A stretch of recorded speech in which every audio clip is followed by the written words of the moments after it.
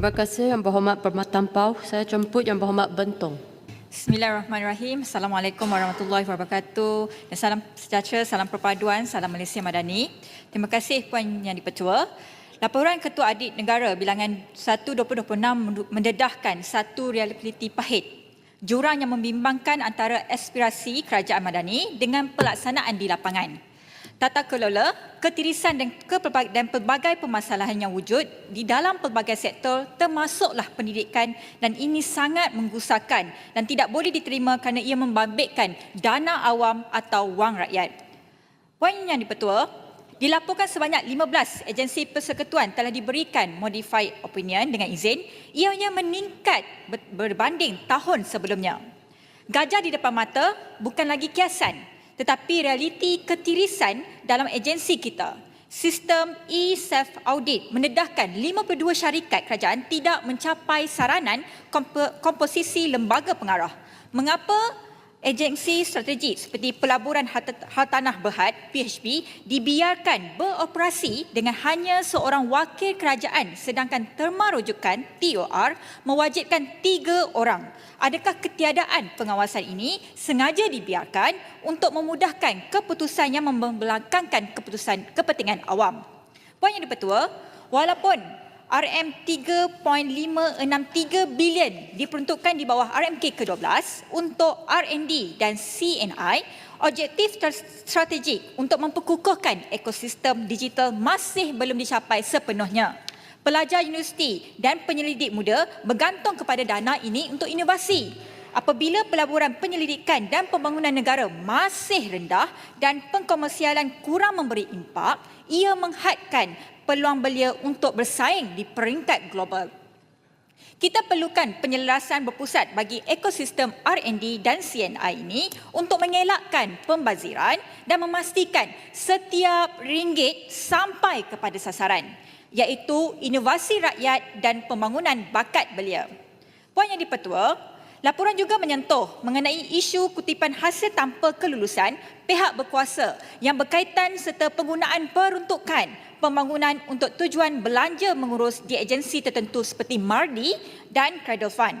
Hal ini sering berlaku apabila keputusan kewangan dibuat tanpa melalui jawatankuasa kewangan atau teknikal yang sepatutnya memberikan perakuan sebelum kelulusan akhir diberikan. Persoalan besar saya hari ini, mengapa wujud budaya membelakangkan jawatankuasa dalam membuat keputusan yang besar? Adakah jawatankuasa ini hanya sekadar hiasan di atas kertas, manakala keputusan sebenar dibuat di bilik belakang tanpa mandat yang sah? Rakyat perlu tahu mengapa ini berlaku. Di MARDI, dana daripada 14 projek pembangunan dengan shilling RM137.50 juta dikesan digunakan untuk pembelanjaan mengurus seperti emolumen dan utiliti yang menyalahi garis panduan peruntukan pembangunan, sedangkan peruntukan pembelanjaan mengurus telah ada. Ini merupakan trik dengan izin untuk menutup ketirisan yang berlaku. MARDI sepatutnya menjadi organisasi yang proaktif serta sistematik dalam mengurus belanja, namun audit menunjukkan sebaliknya dan situasi ini amat membimbangkan. Puan Yang di-Pertua, institusi pendidikan merupakan wadah pembentukan insan, tempat akal diasah, nilai dibentuk dan masa depan yang dirintis. Ia bukan sekadar ruang pembelajaran tetapi medan membina jati diri, kepimpinan dan peradaban sebuah bangsa. Namun terdapat ketirisan dan tata kelola berlaku di Universiti Kebangsaan Malaysia. Laporan juga mendedahkan bahawa perjanjian kerjasama untuk memungut yuran bagi program-program tertentu seperti SPAN dan DPLI tidak mendapat kelulusan Lembaga Pengarah Universiti LPU dan hanya diluluskan di peringkat mesyuarat pengurusan universiti. Malah senarai 5 orang pegawai UKM memegang jawatan tertinggi di dalam koperasi yang bertanggungjawab mengutip yuran pengajian ini. Hal ini menyebabkan kutipan yuran berjumlah 50.74 juta oleh koperasi tersebut diklasifikasikan sebagai tidak sah dan tiada mandat yang diberikan untuk mengutip hasil universiti. Implikasinya, pendapatan universiti bagi tahun 2024 terkurang sebanyak 19.88 juta kerana dana tersebut masih berada di tangan koperasi dan tidak diakaunkan kepada hasil UKM. Perkara ini tidak boleh dimaafkan, perlu ada reformasi segera dan untuk mengelak ia berulang lagi.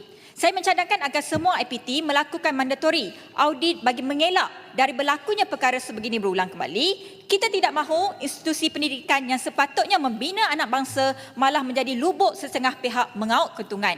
Puan Yang di-Pertua, yang terakhir, saya memuji Kerajaan Madani kerana berani dan telus. Tiada yang disembunyikan di bawah kapet. Ini jelas kecenderungan kerajaan dalam melawan salah laku mahupun ketirisan. Kita tidak mahu perkara ini berlaku dan berulang lagi, dan saya percaya Kerajaan Madani di bawah kepimpinan Yang Amat Berhormat Perdana Menteri mempunyai resepi yang baik melaksanakan reformasi demi kesejahteraan dan negara yang lebih baik. Sekian, terima kasih. Terima kasih.